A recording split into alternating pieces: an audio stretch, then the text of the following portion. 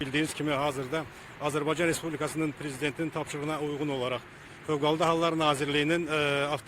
avtomobilləri ilə İran İslam Respublikasına yola salınan humanitar yardıma 30 tona yaxın qida məhsulları, bunun həmçinin un, düyü, qənd, çay, eyni zamanda dərman ləvazimatları da daxil olmuşdur.